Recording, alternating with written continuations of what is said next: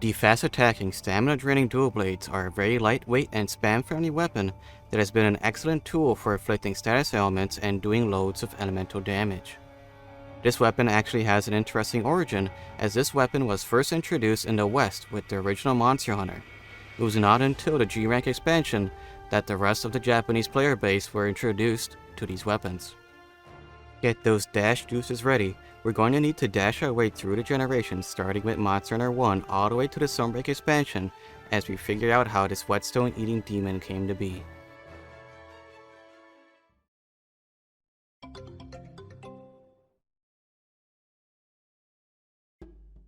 With each up input, the hunter does a quick flurry of slashes forward. This whole combo hits up to 6 times, but the player needs to be careful not to get animation lock during these slashes. Tilting the analog to the left will have the hunter do a spinning slice with their swords while moving slightly to the left. Tilting it to the right will have the hunter do a spinning slice to the right. Either of these slices will hit up to 3 times in quick succession. With a down input, the hunter will charge slightly forward while doing a cross slash with their blades. This is also the draw attack and is a good way of closing the gap towards the monster. Pressing up after a roll will do a quick upward slash that can be continued with the rest of the up inputs. Pressing R will have the hunter raise their blades into the air, going into a powered up state known as Demon Mode. Early walkthroughs refer to this as Berserk Mode. This will have the hunter's stamina get drained in exchange for stronger attacks and extended combos. While in Demon Mode, the left and right attacks as well as the down inputs are extended to be a 6-hit combo, and the down input does the Demon Dance. This attack combo is powerful and it has natural Mind's Eye. As a drawback however to these stronger moves, the hunter is animation locked until the attack is over. Drinking a power juice will temporarily give the hunter unlimited stamina. There is an upgraded version of this called the Mega Juice, and it extends the time for a while longer. While on a hunt, the hunter's stamina will naturally go down. While early hunts will give rations to starve away the stamina reduction. Mid and late game hunts will also forego giving the hunter items right away. Even early on, sometimes people in multiplayer will take extra items for themselves, so having extra stakes could be a huge help. Plus 10 in Marathon Runner provides the hunter with a reduction in stamina loss when using any stamina draining moves like running or using Demon Mode.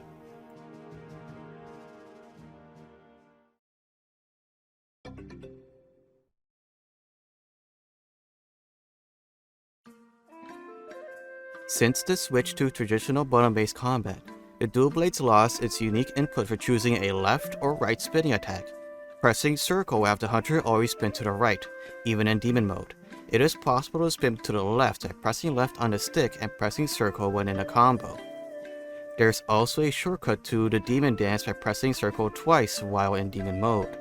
Besides those changes, and the much needed buffs to the dual blades, the weapon is unchanged from Monster Hunter 1. This game introduced a new concept to the dual blades weapon tree, dual element / status. While Freemium Knight does not have that many dual element blades, this interesting concept granted the developers to mix and match sometimes 2 differing elements into a single weapon. Outside of it sounding pretty cool, in practice the execution can be a rather mixed bag. Not all the dual blades combos have both blades hitting at the same time. If anything, the hunter appears to have a bias on their right side. So in a fight, one of the blade's effects will be more prominent than the other. In many situations, the dual elements may not be totally effective against a monster's weaknesses. So while one element may be strong against the monster at best may be neutral to it and at worst may be resistant to the other. Comparing this to a set of dual blades with the single element, dual elements have its effectiveness in many situations. If you had to choose a dual element set, it may be more effective to choose a pair that has an element alongside a status element.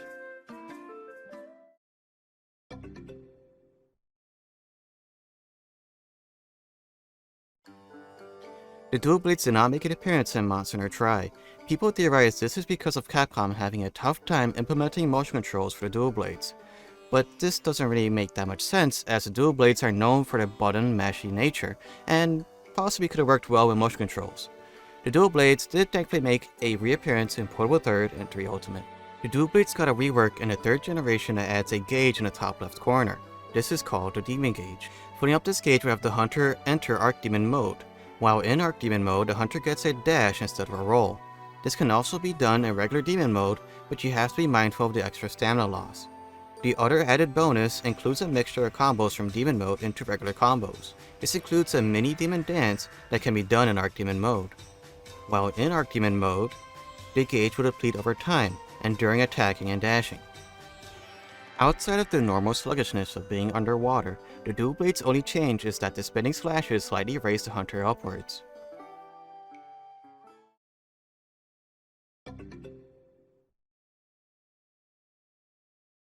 While in Arc Demon or regular demon mode, pressing X plus A while moving will do a very satisfying spin forward.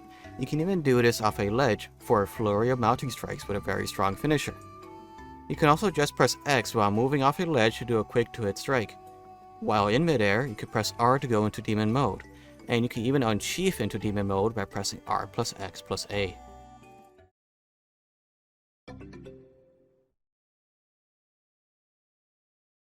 Striker style takes away the demon gauge, so it is effectively back to how it was in 2nd gen, but with the 3rd gen moveset. Not having Arc Demon mode forces the player to use demon mode more often. But thankfully in Striker style, the evade window for the end of demon dance is shorter than in guild style. Aerial style removes the demon dance from combos, replacing the X plus A combo while in demon mode to be the forward demon spin. Jumping without Arc or demon mode, the hunter will simply do the regular 2 mounting slashes. When in Arc and demon mode, the slashes get empowered, and will do an upward and downward flurry of slashes. If timed correctly, this jump can be a pseudo counter if done in demon or Arc mode. Adept style removes the spin slashes after dashing off a ledge. Aside from that, everything else is pretty much unchanged. With a successful adept dodge, the hunter avoids taking damage, and from there can go into their regular combos. While in Arc or demon mode, this adept dodge turns into a counterattack, and upon landing, the hunter gets the option of doing 2 dashes. This counterattack fills up the demon gauge if the hunter is in demon mode. In Generations, doing a counter in Arc Demon mode would refill the demon gauge a little bit, but in GenU, this is not the case anymore. Alchemy style removes the demon spin in Arc and demon mode. It also changes the Arc Demon's main combo to end with a mini demon dance. Alchemy style benefits from having the demon gauge lower a bit slower.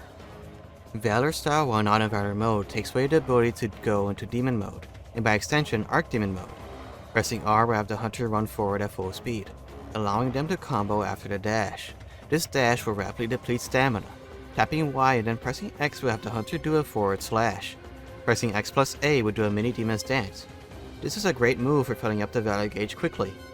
While in Valor mode, the spinning demon slashes return, and the hunter is in Arc Demon mode for the duration of Valor mode. Pressing X plus A while in Valor mode would do an empowered version of the demon's dance that has a longer starting animation. With a arc press, the dash now begins with a guard point counter. With a successful guard point, the dual blades will recover about 6 units of sharpness, 12 if you have razor sharp, and will do a mini counter attack afterwards. This guard point is a very handy addition, as it can even go through things that would normally need guard up. Bloodwind has the hunter spin around rapidly. The amount of spins starts at 3 at level 1 and goes up to 5 at level 3. In the middle of each spin, the hunter can change direction and can even fill up their demon gauge if they are in demon mode before the hunter arc begins. While moving off a ledge, the hunter rushes off to attack in the air. If done correctly, a strong finisher is performed. In GenU, there is more control over the hunter during this vault upwards.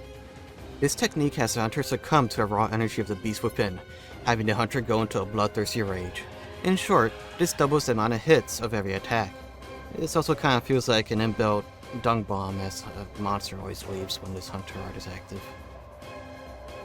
If this attack connects with a monster's weak area, the hunter will latch on and spin to their heart's desire, doing a massive amount of merciless cuts to their target. Just be mindful that the hunter will simply dash through any body part that is not a weak zone. Just gotta line up that shot just right.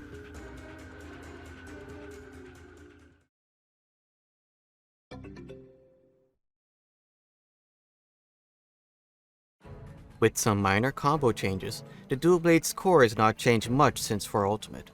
They did add a neat little detail to the dual blades when going to demon mode. Alongside the extra effects, the hunters now wield the blades backwards when in demon mode. When attacking in demon mode, you can move slightly to the left or right in between attacks. Sadly, when in Arc Demon mode, you lose the ability to dash around like in previous generations. If a monster were to roar while you were in demon mode, you don't actually leave demon mode, and so you can actually lose a lot of stamina if you don't leave demon mode in time. In the previous generations, dash juices granted the hunter infinite stamina for a set amount of time. Starting in the world, dash juices only reduce stamina consumption. When sliding, the hunter could press triangle to leap into the air. Pressing it again will have the hunter do a spiraling dash downwards, akin to aerial-style downward spiral attack. Pressing circle while on a slope will have the hunter instantly go into the sliding animation, neat to use when you don't have enough space to slide. Annoying when you're trying to spin into monsters on a slope. When demonized, the hunter can dash off a ledge, and if it connects with a monster, they'll gracefully spin downwards the victim's back, ending with a rotating slice. Using a slinger, the hunter can fire it during the triangle combos to dash left, right, or even backwards. Being in demon mode will extend this dash. Clutch clawing onto a monster and pressing triangle will have the hunter spin towards the ground, dropping slinger ammo in the process. While in demon mode, you can press circle twice and then press L2 to latch onto the monster with the clutch claw.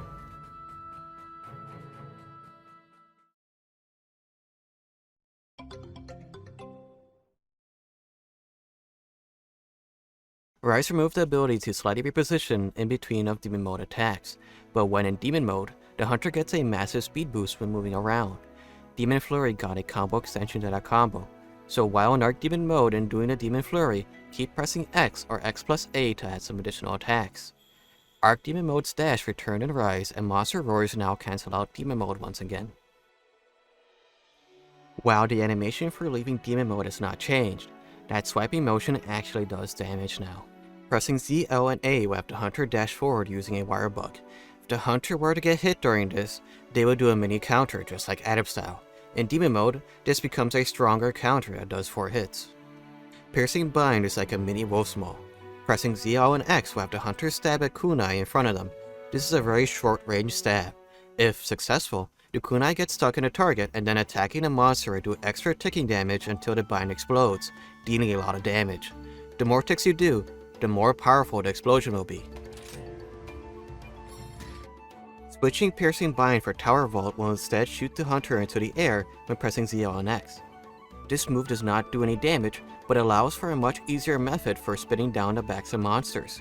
While the hunter can do this normally with the weapon sheathed and using the wire bug to go up high, the main benefit of this switch skill is doing it much more easily as the weapon does not need to be sheathed to jump up. Swapping out the ability to do a spinning multi-hit on the ground, the Demon Flight grants you the ability to jump up towards a monster and kick off them, pretty much mirroring Aerostyle's ability, even up to its evade properties.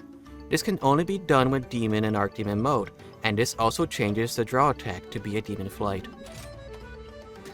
Giving up Demon Mode's speed boost, Feral Demon Mode provides the hunter an attack buff when it's activated alongside a much longer activation animation that does some damage and has the hunter step forward.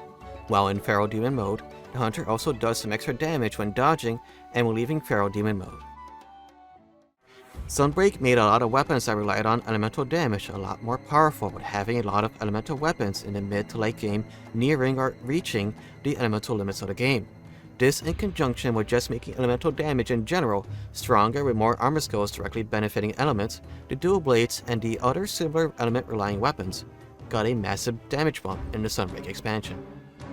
Demon mode got changed to give a massive elemental buff when it's activated, so now it has a place in elemental based sets, with Feral Demon mode for more raw and status focused builds.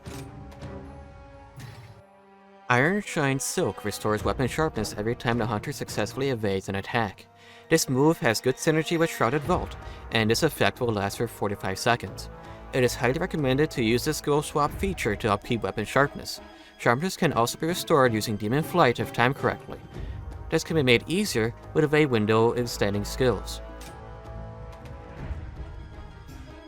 Just like its GenU counterpart, Spiral Slash flings the hunter forward and has them do a drilling attack into a monster's weak zone.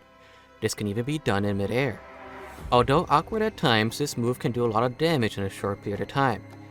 Using a skill swap ability, this move can deal even more damage using a Piercing Bind. Replacing the round slash combo with the side slash combos allows Hunter to attack while evading. This is great if you need to reposition quickly while also dealing a little bit of extra damage. The dash itself is pretty long, and if there is no directional input during the dash, the hunter would just default by going to the left. Heaven Sent decreases damage once and reduces stamina consumption while active. Doing a switch skill swap recovers a little bit of sharpness, and at level 3, nullifies stamina and sharpness consumption. Berserk changes all vitality to red gauge upon switching to the blue scroll, so as long as you have red health, the hunter cannot faint, but the hunter can still cart if the red health depletes fully. This has great synergy with Strife, which at level 3 not only massively increases attack, but gives the hunter temporary infinite stamina. This set is pretty difficult to use, but can provide tons of damage. The dual blades have always been a great introductory weapon to use for beginners. Being a much more forgiving weapon than most because of its button mashy nature, this weapon allows you to be a bit more of a risk taker, as you go around seeing what parts of the monster allow for good damage and security. As the games went along, the dual blades gained a lot of evasion options with adept and aerial styles inspiring the skill swaps in Sunbreak. Alongside this, the dual blades just has a fun, fantastical side to the weapon. Whether it's the aerial acrobatics or just the slew of effects the dual blades gives you when going in and out of demon mode, the dual blades are a death by 1,000 cuts weapon of choice for the Monster Hunter series. Until the next episode.